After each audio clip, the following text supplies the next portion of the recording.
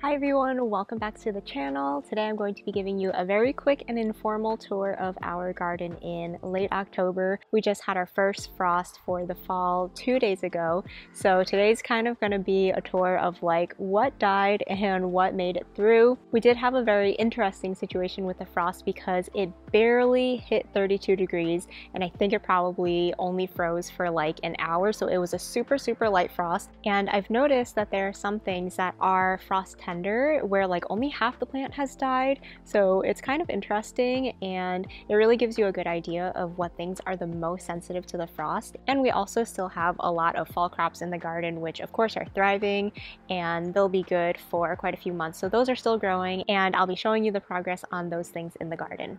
So right away you can see that in this first bed there's a good amount of frost damage here.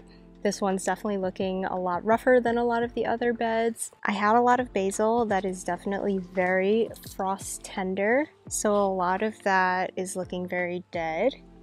Surprisingly, like the lower parts of the plant for some of these look okay. Like the bottom leaves of this Thai basil looks okay, but then as you move up, you can see how it's like brown and shriveled up at the top.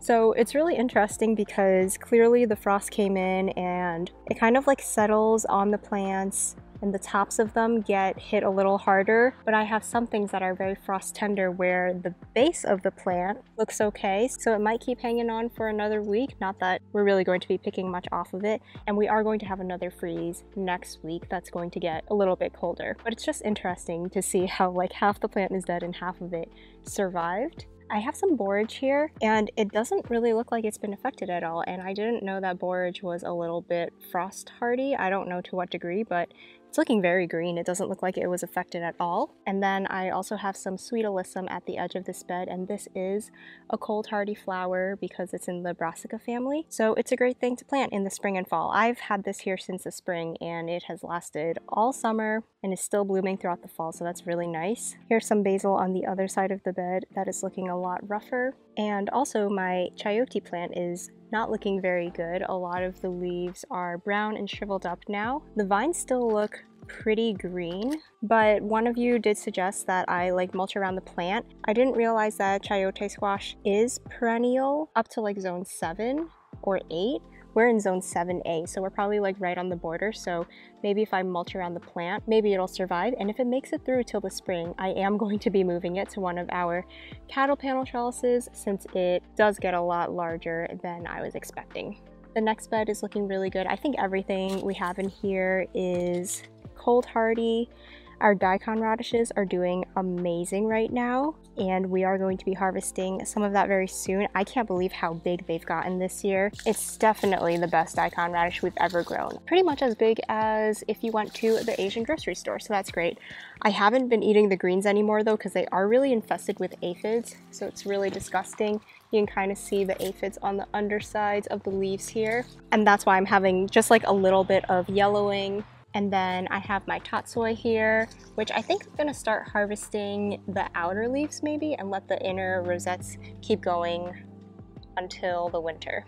The basil that I have in this bed is probably the thing that looks the worst in the garden. Look at how black and shriveled up this basil is. I think this is definitely one of the most cold sensitive plants that you could grow. Even when we were getting down to like maybe 40, 39 degrees, the basil was starting to look really rough already. I do have some fennel in this bed that is doing really great. At the base of the plant, you can see that they are starting to get larger. And I have also been using the fronds just like as an herb. So it's been really nice that I am able to use the plant even before we harvest like the bulb part of it. The mums are doing great. Mums are pretty hardy, which is why they're normally sold in the fall, and it is just so fluffy and in full bloom right now. I'm going to have to move this next year because it is so massive. Our kale palm trees are looking great on the left side of this bed, and the right side of the bed had a lot of things that died like tomatoes and basil. So I'm thinking that I'm going to clean out like the right side of this bed and maybe we'll plant our garlic there for the fall. It looks like a pretty nice size open space once we clean that up. And I think we can probably fit all of the garlic that we plant in like half or 2/3 of this bed. In the next bed, we had gone to a local nursery a couple of weeks ago to pick up some plant starts because I did have this empty bed where we had harvested our sweet potatoes, so I thought we might as well try and put some stuff in there, see if we have enough time for it. So on the left side I have some cabbage, I believe, and I can't find the tag for those. And then on the other side we have cauliflower, snow crown. This is the variety that I got from the nursery in the spring, and we had amazing cauliflower. And this is also the variety of cabbage that I bought from them that also did really well. So I bought both varieties again. They are looking pretty small because I planted them a little bit later, but hopefully they have enough time. And then down the middle, I did plant a mix of radishes and carrots as well. Don't mind this hair. This is like alpaca fur. I'm processing some alpaca fiber that someone gifted me, and any little bits that are no good I just throw into the bed as mulch. So I know it looks kind of weird, but just bury it in grass and no one will ever know. But yeah, that's what's going on in this bed. We also planted in some pansies that Aaron picked out. He really liked these dark black pansies. They are pretty stunning. And I do like to plant pansies in the fall because I feel like they usually don't get super big in the fall, but then they overwinter, and then in the spring they are really nice, and they usually overwinter for us, and in the spring they get a lot larger. Those are some really cool pansies. They kind of look like velvet. In the next bed, I have some Canterbury bells all the way on the left that will overwinter to flower next year. And I have some beets that are growing pretty slowly. I'm hoping that they are not stunted. Actually, it looks like they're starting to bulb up just a little bit, so hopefully those will be fine. Maybe I just need to water a little bit more here. And I have some green onions, and then along the back I have kale. The larger one on the left here is the 1,000 head kale, and then this frilly one is the Russian red kale. I do really like the Russian red kale, also known as ragged jack kale. I have not grown the 1,000 head kale before, but it's supposed to be like a really massive one, and so far I really think it's living up to its name. You can even see the stalk of these is just already getting so large, and they're growing so quickly. So that's really cool. You can obviously eat it as kale, but I am also growing it as a fodder plant for our chickens because they love brassica greens. And the leaves actually look a little bit like collards, like the shape of them. So pretty happy with how those are growing so far. They were seeded and transplanted at the same time as the ragged jack kale, and I'd say they're like 50% if not double the size so far. In the last bed here, my tomatoes and tomatillos definitely got hit by the frost, so those are goners. But I have some sugar snap peas on this trellis that are just starting to flower. The flowers are so pretty. I just love pea flowers. So yeah, those are going to be producing peas soon. And then on the other side, I have a line of radishes. And I thought that these were not doing well at all, but then I didn't realize these are actually China rose radishes that I planted in here. I thought they were more of like a globe radish, and I was just a little concerned because the greens were getting way too big, and usually if your greens get too large and there's no development on the roots, it means that either your timing is wrong or maybe you have too much nitrogen. But for the China rose radishes, since they are a larger radish, the greens just need to get bigger to support the larger radishes. So now they are forming, and these will get pretty big. They'll be like probably 4 to 6 inches across. So good to see that those are forming, and that I did not pull all of these up when I saw that they were not forming radishes yet. Here's a look at the space the chickens are clearing out for me in this garden. Look at how nice it looks. It is so clear. We've also been dumping leaves that are falling, and the chickens have been doing a really good job of just like shredding up the leaves, which is great. So far, Maeve is still the only chicken that is molting right now, so she is looking the most ragged out of everyone. And I don't know if just the other chickens had a really light molt or if it is still coming soon, but everyone else looks really fluffy and healthy. We were actually wondering if our rooster had gone through a molt because it looked like his back tail feathers were kind of missing. He didn't have like a majestic rooster tail like he usually does. I don't know, for those of you who have roosters, have yours ever molted? Because I don't really know if that's a thing with them. But yeah, if you like look in the run, there are a ton of feathers everywhere, and they're all just from Maeve over here, who looks very sad and ragged. Alright, so in this back area here where we had done a lot of our harvesting for that last harvest before the frost. It was in this pepper row, and it's really interesting. Only some of the peppers got hit with frost, and some of them are still alive. So in the front, my shishito peppers here are dead, but the jalapeno right next to it, that is also a taller pepper, looks very healthy. The tops of other pepper plants are shriveled where the base still looks pretty good. So yeah, it's kind of just like a mixed bag as to what survived and what didn't. I do have a couple of smaller peppers here where they were really small when we did the harvest, so I kind of just left them.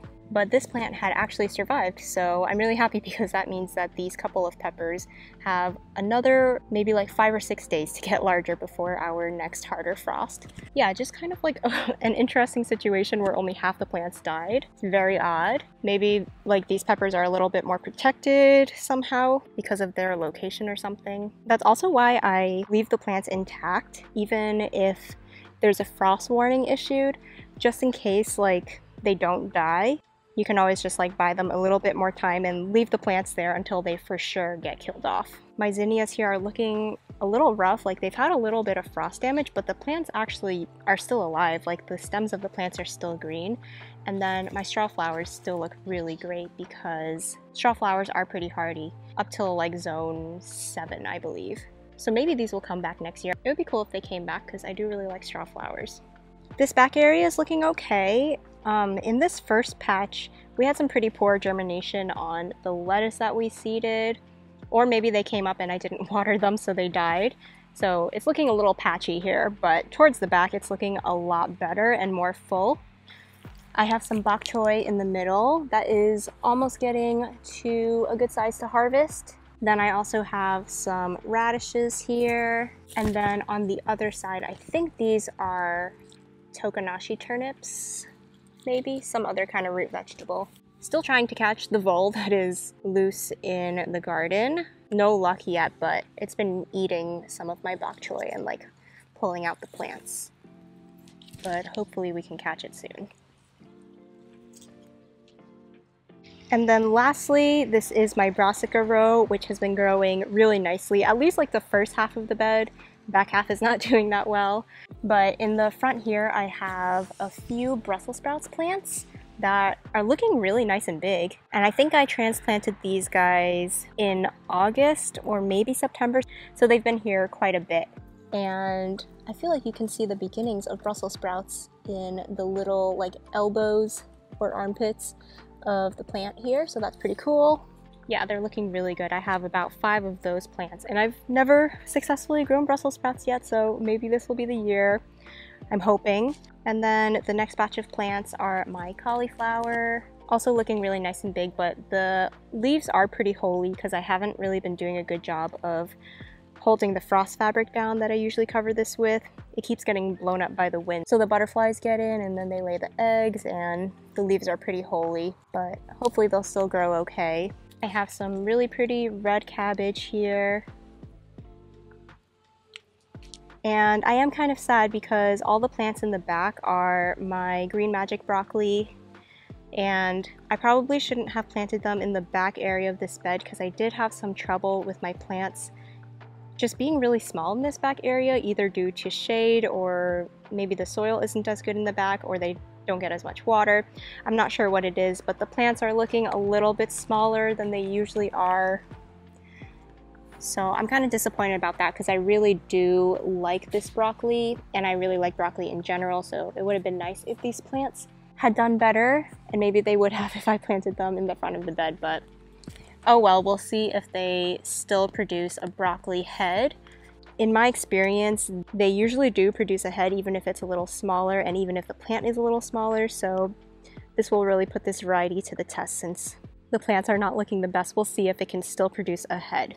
But yeah, that's my brassica row, and this is like a lot of our fall crops in this one row right here.